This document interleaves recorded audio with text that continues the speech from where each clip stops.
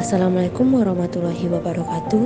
Hai guys, saya Erva Lumandasari Pulungan dengan NIM 2101 10 10 130, mata kuliah Ekonomi Moneter dari jurusan Ekonomi Pembangunan Universitas Syahkuala. Di sini saya akan menjelaskan teori penawaran uang. Teori penawaran uang yang saya ambil yaitu teori penawaran uang modern. Terlebih dahulu, saya akan menjelaskan tentang penawaran uang. Penawaran uang adalah jumlah uang beredar dan tersedia dalam suatu perekonomian. Uang yang beredar adalah jumlah uang yang telah diedarkan.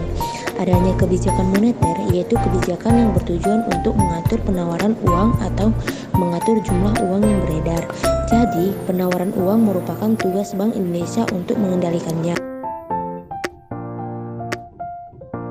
Selanjutnya, ada 3 lembaga yang menawarkan uang, antara lain pemerintah, bank sentral, dan bank umum. Pertama-tama, saya akan menjelaskan apa sih penawaran uang oleh pemerintah. Nah, dahulu pemerintah juga menawarkan uang kepada masyarakat dalam bentuk uang pecahan. Proses penawaran yang dilakukan pemerintah kepada masyarakat, besar kecilnya dicatat dalam bentuk neraca. Alasan pemerintah mengeluarkan uang pecahan adalah untuk transaksi kecil-kecilan dan sebagai pendapatan pemerintah. Yang kedua, penawaran uang oleh bank sentral. Yang dimaksud di sini adalah bank sentral dapat mencetak uang dan mengedarkan uang yang berlaku sebagai alat pembayaran yang sah. Pada masa sekarang, penawaran uang sentral ke masyarakat melalui lembaga yaitu bank sentral. Nah, yang ketiga, penawaran uang oleh bank umum. Di sini, bank umum dapat menawarkan uang karena bank umum dapat mengeluarkan cek, yang dimana cek ini disebut sebagai alat pembayaran transaksi yang tuntas. Uang yang ditawarkan oleh bank umum adalah sebagai uang giral.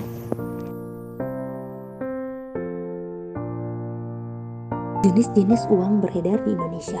Yang pertama itu ada uang beredar dalam artian sempit yaitu M1, di mana kewajiban sistem moneter atau bank sentral dan bank umum terhadap sektor domestik atau penduduk meliputi uang kartal atau uang kertas dan uang logam, dan uang giral atau deposito yang disimpan dalam bank-bank umum yang dapat dikeluarkan dengan menggunakan cek, giro, atau surat pemerintah lainnya. Uang kartal dan uang giral memiliki sifat dapat dipakai sebagai alat pembayaran sewaktu-waktu atau setiap saat bila diinginkan, tidak terikat waktu dan pemakaiannya. Dan di sini ada rumus, yaitu N1 sama dengan C tambah D, di mana C adalah uang kartal, kertas dan logam, dan D adalah uang giral dan rekening. Pengertian uang beredar dalam artian lebih luas adalah M1 ditambah dengan deposito, berjangka, dan tabungan masyarakat pada bank-bank umum. Nah, untuk yang kedua itu ada uang beredar dalam artian luas atau M2. Uang beredar dalam artian luas disebut juga likuiditas perekonomian, yaitu kewajiban sistem moneter terhadap sektor swasta domestik meliputi M1 ditambah uang kuasi atau QM. Uang kuasi terdiri dari deposito berjangka tabungan, fluid asing milik swasta domestik, simpanan berjangka lain yang jangka waktunya lebih pendek, termasuk rekening pasar, uang dari pinjaman semalam antar bank atau bank overdrafts. Uang kuasi ini adalah uang yang tidak dapat dipakai setiap saat dalam pembayaran karena keterikatan waktu. Di sini ada rumus, yaitu M2 sama dengan M1 ditambah TD tambah SD, di mana TD itu deposito berjangka dan SD itu adalah saldo tabungan.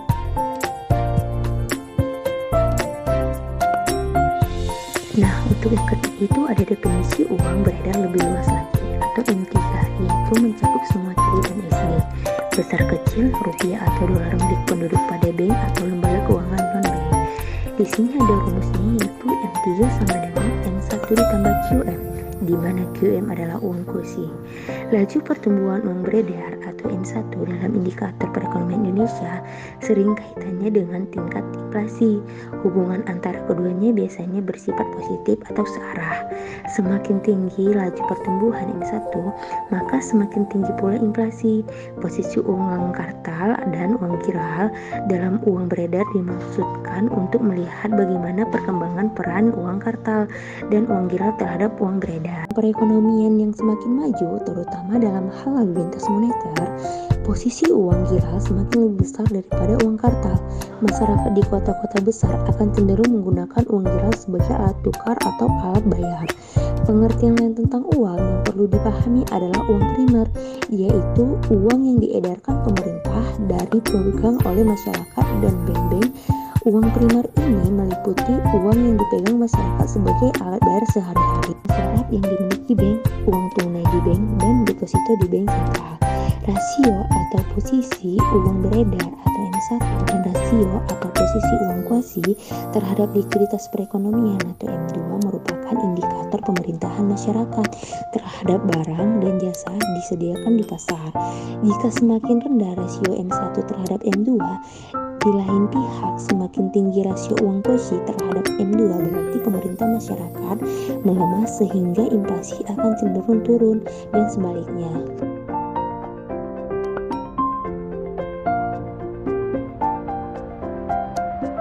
Dan untuk selanjutnya itu ada kurva penawaran uang, di mana kurva penawaran uang pada umumnya memiliki slope positif.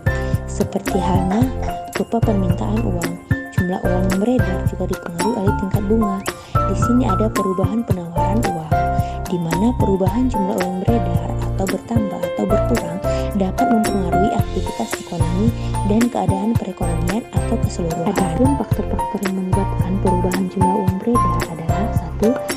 Aktivitas luar negeri, yang kedua tagihan pada lembaga atau badan dan perusahaan-perusahaan negara, 3. Rekening khusus, 4. Tagihan pada perusahaan dan perorangan, yang kelima itu ada simpanan berjangka serta tabungan dan faktor lainnya.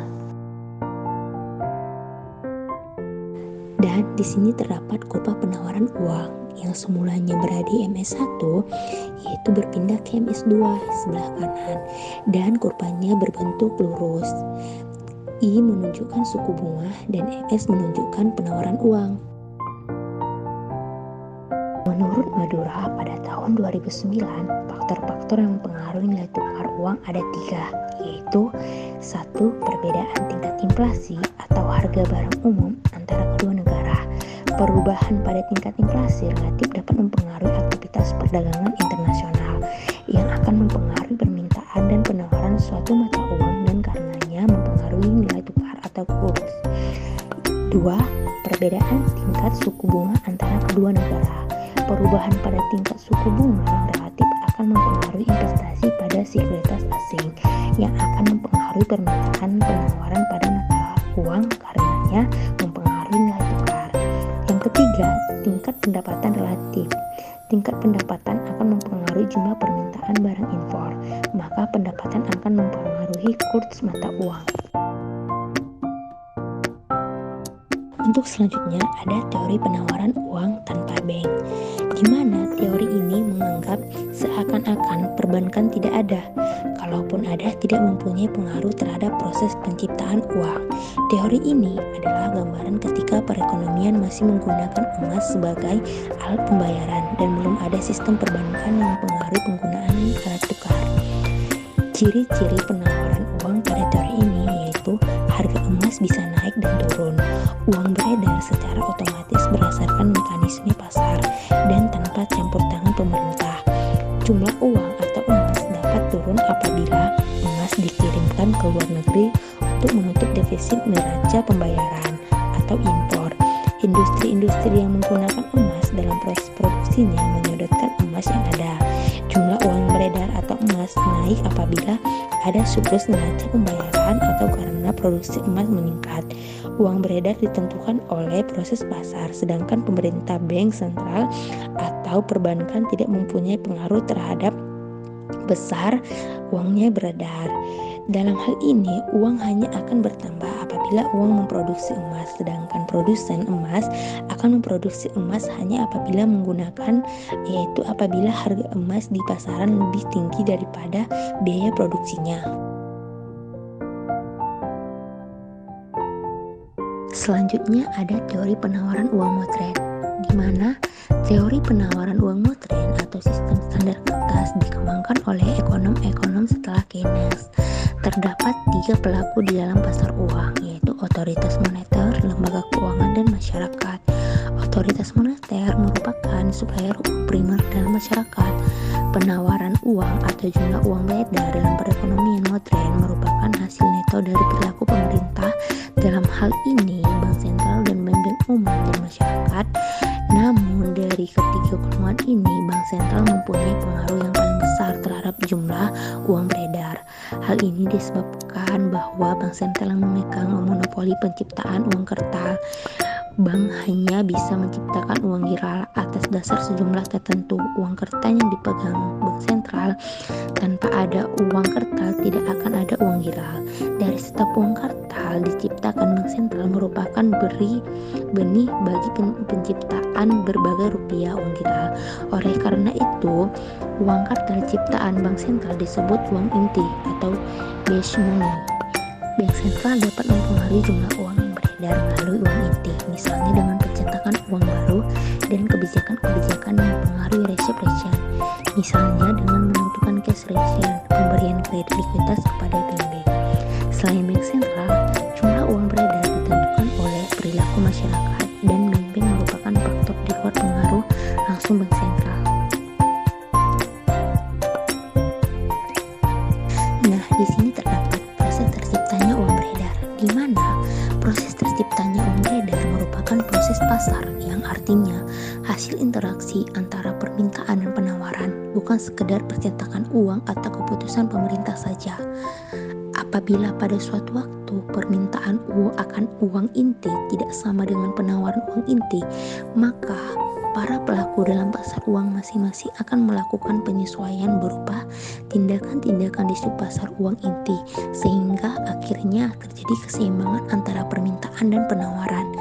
Demikian juga apabila terjadi ketidakseimbangan antara permintaan dan penawaran di subpasar uang sekunder atau uang giral, pada saat pasar dalam posisi keseimbangan, pemerintah menambah penawaran uang inti kepada masyarakat. Tambahan uang inti akan diterima masyarakat sebagai tambahan uang tunai atau kartal. Dalam hal ini dapat mengganggu keseimbangan karena masyarakat akan merasa terlalu banyak memegang uang tunai. Jika tindakan penyesuaian yang dilakukan masyarakat adalah dengan menyimpan kelebihan uang tunai tersebut dalam rekening giro, maka berarti cadangan bank menjadi lebih besar, dan bank mungkin akan menanamkan kelebihan cadangan tersebut dengan mengembalikan SBI. Dalam transaksi tersebut, bank menerima SBI dan BI menerima uang tunai. Jadi, tambahan uang inti oleh pemerintah kembali ke BI sebagai otoritas moneter.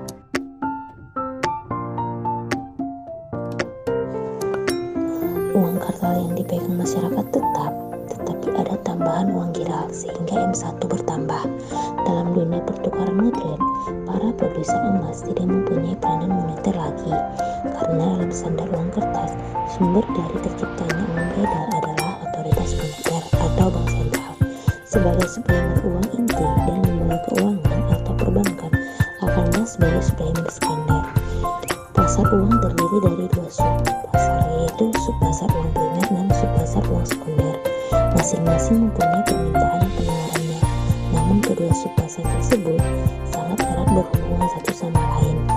Subpasar uang primer lebih bersifat fundamental karena uang sekunder atau giral hanya bisa tumbuh karena ada uang primer. Uang sekunder atau uang giral diciptakan oleh bank berdasarkan uang primer yang dipegang bank atau cadangan bank. Tanpa ada uang primer tersebut, tidak mungkin bank menciptakan uang sekunder. Jadi, subpasar tersebut bisa dibedakan secara konsep, tetapi jelas bahwa dalam kenyataan keduanya tidak terpisah atau satu sama lain. Apabila suatu saat subpasar uang inti mencapai keseimbangan, tetapi subpasar uang sekunder belum, maka keseimbangan yang sebenarnya belum tercapai. Di subpasar uang sekunder akan terjadi tindakan-tindakan penyesuaian yang mempengaruhi permintaan dan penawaran. Perubahan subpasar uang inti yang terjadi sudah seimbang menjadi tidak seimbang, dan tentu kemudian akan ada tindakan-tindakan penyesuaian di subpasar ini.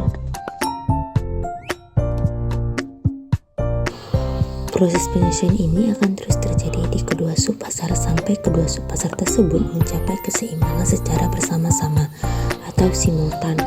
Bila keadaan ini tercapai, maka pasar uang akan segera keseluruhan mencapai keseimbangan yang sesungguhnya atau equilibrium. Baiklah, sekian yang dapat saya sampaikan. Bila ada kata-kata yang salah, saya mohon maaf. Saya akhiri dengan salam. Assalamualaikum warahmatullahi wabarakatuh. Thank you so much.